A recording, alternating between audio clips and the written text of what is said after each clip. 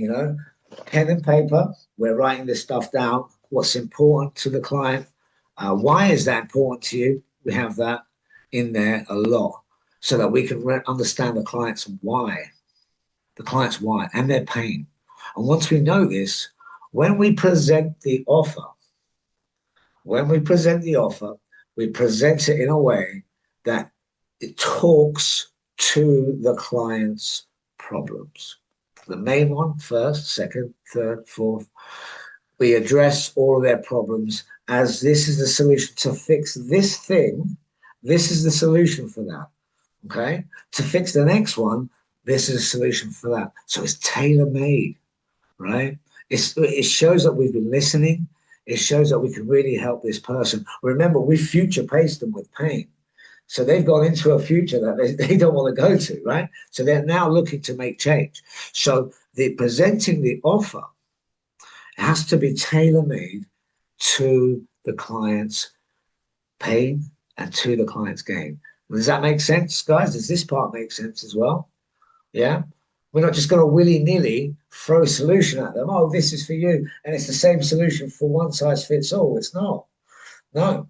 We are intuitive salespeople that have listened for 25 minutes sometimes in the qualification.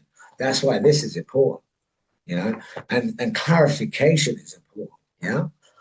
So we know how to make this part really, really stick, really, really powerful for the client, you know? All right. Know your offer. Know your offer backwards, and you will by the time you go live with us.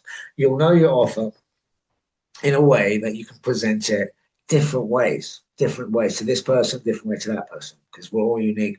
But you'll see that you'll have a set of answers for this type of person and a set for this, and that stuff grows, okay? And you'll soon find that you'll have a solution laid out for every type of person. And this comes with a bit of time of doing it, okay?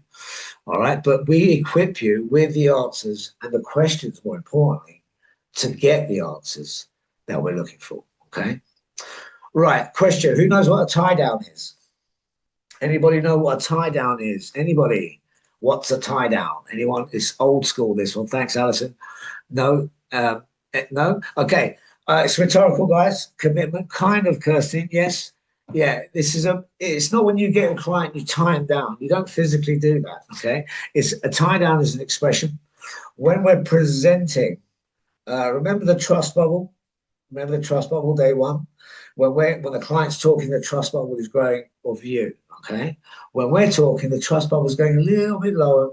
Yeah, so we've got to be very careful of what we say and use our words very carefully and tailor make the solution to the client. Now, a tie down is if you're talking for too long, you need to make sure the client doesn't drift, okay? So a tie down is, look, you said you wanted it in blue. I'm going to bring it for you in blue. Is that okay? Yes. So you're talking for a little bit. We're going to do this for you. We're going to do that for you. And then remember you said you had this problem. This is going to fix it. Does that make sense? Yeah. So it brings the client into the conversation. Okay. Because otherwise, when we're presenting a solution, high ticket solution, it can be quite detailed. And we don't want the client to drift. So we'll present, and remember, guys, this is probably in your quiz. I'll just give you a quick heads up. You give a paragraph of information, and you'll mention, you'll bring the client into the conversation by saying, well, does that make sense? And the client say, yeah. And you take another bit of information and say, does that resonate with you? Yeah. And by the way, with these questions, does that make sense? Right? Does that resonate with you? You see how my tonality is going up like a question, like the Australians, how they speak, everything's like a question. That's too much. But if we're talking and we want the client to understand it's a question, we'll say, well, does that make sense? Does that resonate with you? And just go slightly up in your tonality. The subconscious picks up that that's a question. And they'll say yes. Does that make sense, everybody? What is a tie down? Thank you, Denise. It keeps the client, and when presenting, thank you, Naila, for the wow. It keeps the client with us as opposed to talking for a great paragraph, blah, blah, blah. Because as humans, guys, I don't know if you know this, as humans, we have a thought coming into our brains every 3 or 4 seconds. Every 3 or 4, that's 64,000 thoughts per day, right? So if we're talking in the present, presenting the offer, okay, presenting the offer, we're saying, oh, blah, blah, blah, blah, blah, blah, blah, blah, blah, blah, they're not going to get it. It's too much information. But we've got a challenge because we've got to give them this information, right? So instead of we lose them, we use a tie down. Does that make sense, everybody? Does that make sense, everybody? On the chats, please give me some love. Does this make sense? And do you like it? Do you like this type of selling?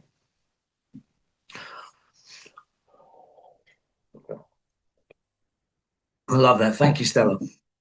Thank you, Nela. Thank you, Kirsten. I always need a time on my thoughts wander, right?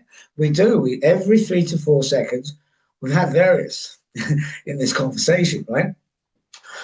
And the tie down, the client thinks, hold on, he's going to include me any second here, right? Does that make sense? And you're like, okay, yes, I need to pay attention because he's bringing me into the conversation or she's bringing me into the conversation. So we're not talking for ages, right? Blah, blah, blah, the client's drifting and getting none of it. Waste of time.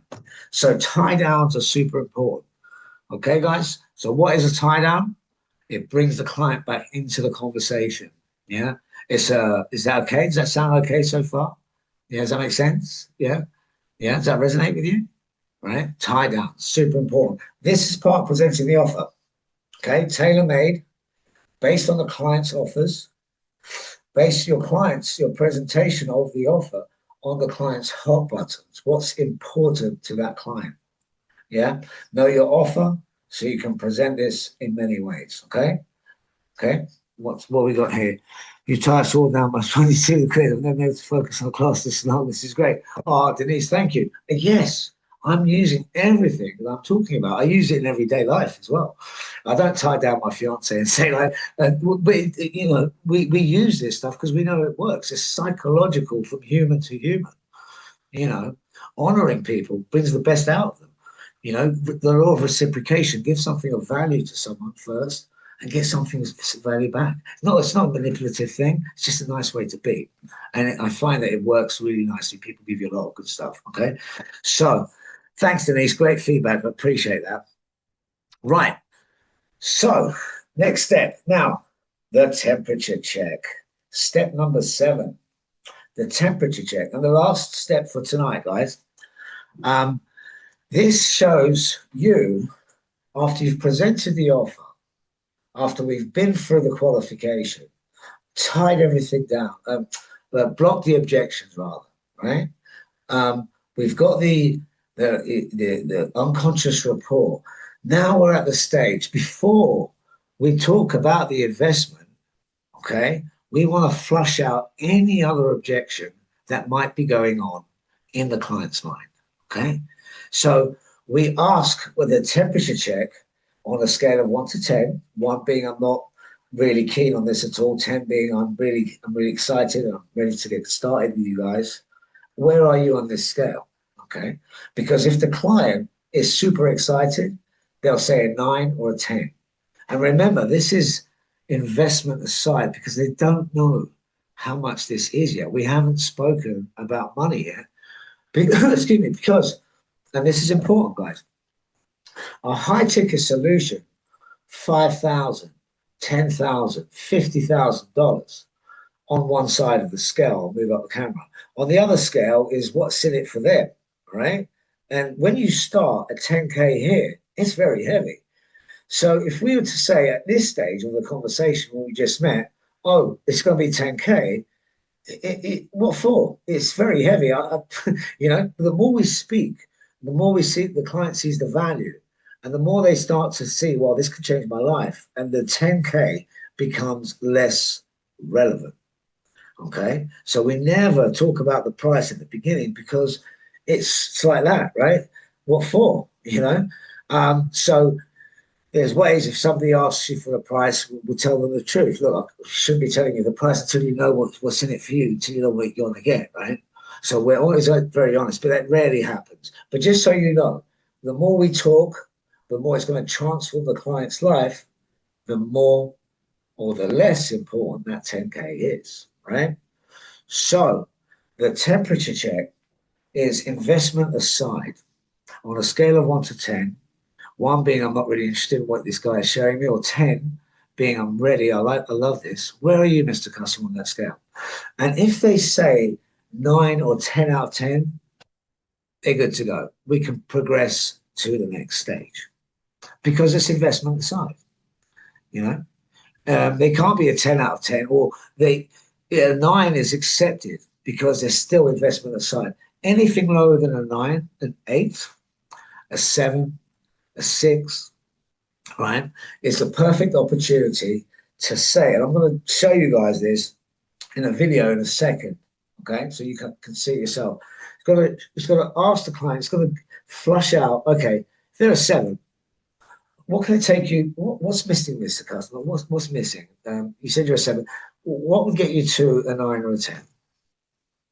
Oh, if I could speak with a coach, if I could speak with a coach, an existing coach, for example, to talk about how they're getting on, and say, okay, with a service, say, okay, and if you were to speak with a coach and it went well, it was favorable, where would that take you now? Oh, I'd be a 9 or a 10. Bang. Next step, right? We're ready. If they say 8, there's still something missing, right? Because they're not excited. They're not 9 or 10. Okay, Mr. Customer, you say you're an 8. Most of my customers are a 9 or a 10 by now. So could you just explain to me what's quite missing? What's missing from you being a 9 or a 10? Oh, this or that. Because everybody's unique, okay? And then we'll say, if we can sort this or that out for you, would you then be a 9 or a 10? Yes. And guys, it normally takes 2 questions to get to a 9 or 10. Normally 1 or 2 objections that are lurking, right? But if you go into the investment without bringing these up, you're not going to get the best response because it's still in their mind lurking. If they've brought it up and you've got it now, you know what's missing, then you've got a chance to say, right, I'll get you in touch with a coach. Yeah.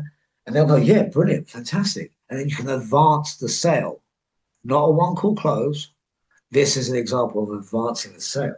You want to close this person, right? Did you get it, guys? This is why it's an objectionless call. It's objectionless because we bring it all up and we talk about it, right? Right. So when it comes to closing, it's just a question of, does it make sense for us to go through the agreement together, Mr. Coleman? They'll say, yeah, let's do it. Right? You with me, guys? Who likes the temperature check? 100%. Thanks, Alexander. Who likes the temperature check, guys? You feeling that pain, that power, rather? It's powerful. You've got everything you need to have to work out whether this guy is or gal